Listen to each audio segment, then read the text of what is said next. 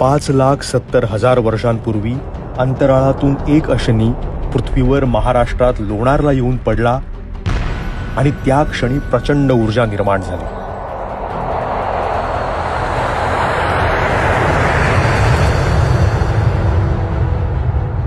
आणि तयार झालं दख्खनच्या पठारावरच्या बसाल्ट खडकाच्या छातीवरचं तब्बल 1.8 किलोमीटर व्यासाचं हे महाकाय विवर.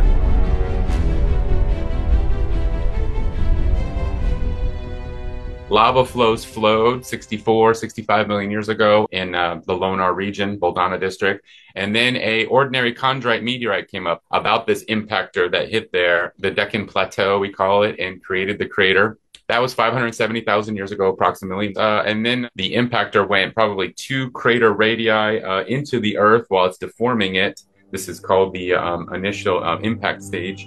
And then we get an explosion of that kind of rebounding and becoming the rim. Kind of unfolds like the flowers of a petal kind of comes out. कधी काळी हे विवर ज्वालामुखीतून तयार झालं असं समजलं जायचं. मग 1970 नंतर ते उल्केतल्या अशनीद्वारे साधारण 35 ते 50,000 वर्षांपूर्वी निर्माण झाल्याचं म्हटलं गेलं. पण गेल्या दशकात आर्गॉन डेटिंगद्वारे हा अशनी साधारण 5,70,000 वर्षांपूर्वी पृथ्वीवर येऊन धडकला हे सिद्ध झालं. डॉक्टर शॉन राईट 2004 सालापासून लोणार आणि त्याच्यासारख्या जगभरातल्या विवरांवर संशोधन करतायत. त्यांचा अभ्यासही हेच सांगतो.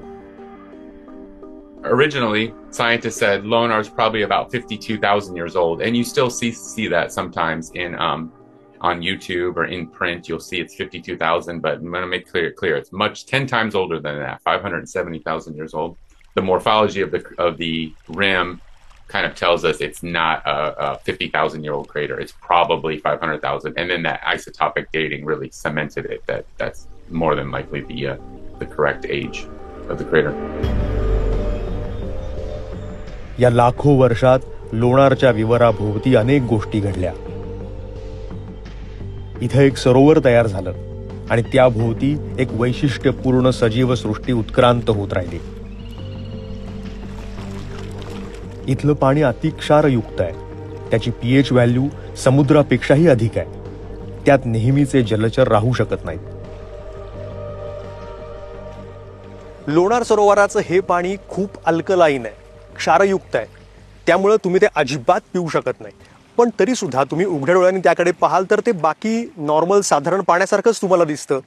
ते निळं आहे, कधी कधी हिरवं आहे. कारण विशेषतः ज्यावेळेस पावसाळ्यामध्ये जेव्हा हे सगळं जंगल घनदाट हिरवं होतं त्यावेळेस ते हिरवंही वाटतं. पण अचानक 2020 सालच्या जून महिन्यामध्ये हे पाणी गुलाबी रंगाचं झालं. जवळपास महिनाभर ते तसं होतं आणि अचानक कोणालाच कळायला मार्ग नाही की ते तसं का झालं. जे जिओलॉजिस्ट, मायक्रोबायोलॉजिस्ट अनेक वर्ष यावर काम करत होते त्यांच्यासाठी सुद्धा काही काळ ते कोडं होतं. 2020 मध्ये उन्हाळा फार कडक होता आणि त्या कडक उन्हाळ्यामुळे तिथल्या पाण्याचं खूप जास्ती प्रमाणावर बाष्पीकरण झालं, इव्हॅपोरेट झालं आणि त्यामुळे त्या पाण्याची सॅलिनिटी वाढली. लोणार लेकमध्ये हॅलोफिलिक म्हणजे ज्या बॅक्टेरियांना क्षार जास्ती आवडतं असे हॅलोफिलिक बॅक्टेरिया किंवा आर्किया हे जास्ती प्रमाणात त्यांचं प्रेझेन्स आहे तिथे. या बॅक्टेरियांची ग्रोथ ही पाण्याची क्षारता वाढल्यामुळे खूप जास्ती प्रमाणावर झाली. ह्या बॅक्टेरियांच्या मध्ये एक ॲबिलिटी असते की ते पिंक कलरचं पिगमेंट तयार करतात आणि या पिगमेंटमुळे त्या पाण्याला पिंक कलर आला. त्याच्यामध्ये ड्युनेडेला म्हणून एक अल्गी असते, त्या अल्गीचा पण त्याच वेळेला नेमकं हे वाढलेलं होतं पर्सेंटेज आणि या सगळ्या फॅक्टरमुळे पाणी झालं पिंक रंगाचं.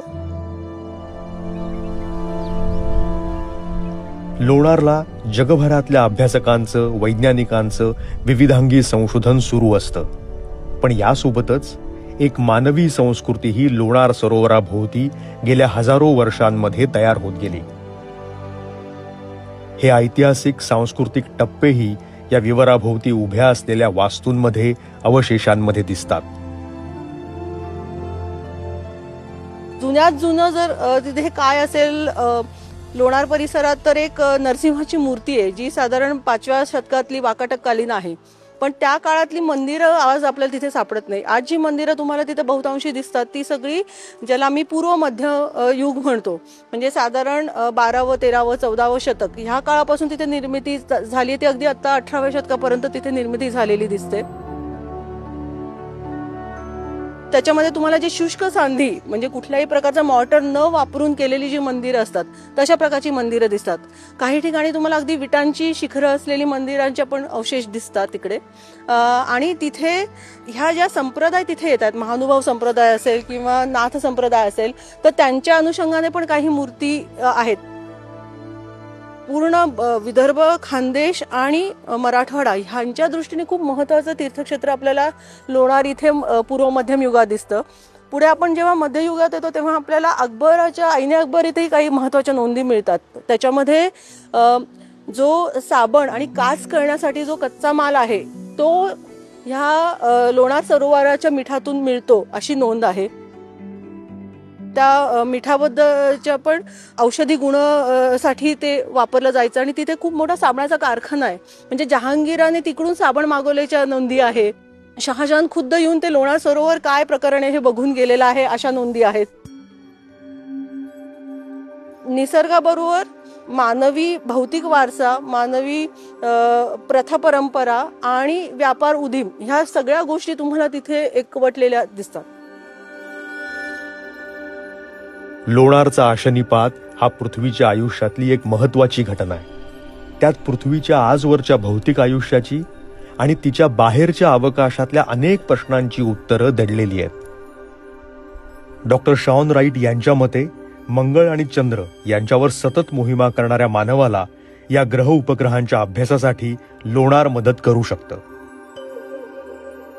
All the rocks from Mars, pretty much all of them, are shock basalts. We have rocks from Mars that are called Martian meteorites. We find these rocks from Mars, and they're shock basalts, just like Lunar Crater. And then the Apollo astronauts and lunar meteorites. The Apollo astronauts got rocks from the moon that are basalts. I'm not out for the study of looking for life or bacteria on Mars, but we do want to really characterize the Martian environment and the lunar environment the best we can with either field geologists on the moon maybe in a few years or rovers on Mars, and therefore we want to have shock basalt in our database. It'll help the database, the library, if we know what we're going to find on Mars and the moon. अशा या लोणार सरोवराच्या संवर्धनाचे प्रयत्न गेली अनेक वर्ष सुरू आहेत. त्याकडे मोठा काळ दुर्लक्ष झालं. शेवटी न्यायालयाला त्यात हस्तक्षेप करावा लागला. जवळपास 2003 पासून 10 पर्यंत आम्ही उन्हाळा, पावसाळा, हिवाळा या प्रत्येक टाइम पॉइंटला जाऊन तिथे नोंदी घेतल्या. पाण्याची पातळी कशी कमी जास्त होतीये, मंदिरांची अवस्था काय. आणि 2010 येईपर्यंत असं दिसलं की हे दिवसेंदिवस प्रत्येक वर्षी वर्स्ट कंडिशन होत चालली. आणि हे सगळं झाल्यानंतर काही जणांनी न्यायालयामध्ये पण धाव घेतली होती 2009-10च्याच आसपास नागपूर खंडपीठामध्ये. आणि लोणारचा विषय तेव्हापासून न्यायालयाने गांभीर्याने घेतला. कारण राज्य सरकारकडे किती तेव्हा जरी अर्ज केले काही केले तरी सुद्धा फार विशेष लक्ष देण्यात येत नव्हतं. न्यायालयाने मग गंभीर दखल घेऊन त्याच्यावर एक कमिटी नेमली की एकतर लोणारचं जे सांडपाणी आहे ते ताबडतोब बंद व्हायला पाहिजे आणि खालची जी शेती आहे ती पण बंद व्हायला पाहिजे, कारण त्या दोन्ही गोष्टींचा परिणाम तिथल्या इकोसिस्टीमवर होतोय. लोणार सरोवराचा परिसर आता संरक्षित अभयारण्य आहे. 2020 साली त्याला रामसर स्थळाचा दर्जा देण्यात आला. पण आता महाराष्ट्र सरकार या सरोवराला युनेस्को जागतिक वारसा घोषित करावं या प्रयत्नात आहे. लोणार सरोवर नैसर्गिक आणि सांस्कृतिक दृष्ट्या महत्त्वाचा असल्यामुळे त्याला युनेस्को जागतिक वारसा यादीच्या संमिश्र प्रकारात अंतर्भूत करावं असं शासनाने ठरवलंय. सध्या सल्लागारांच्या मदतीनं शासनाचे विविध विभाग लोणारसाठी हा प्रस्ताव तयार करतायत. लोणारचं विवर एका चिरकालीन साक्षीदारासारखं लाखो वर्षांचं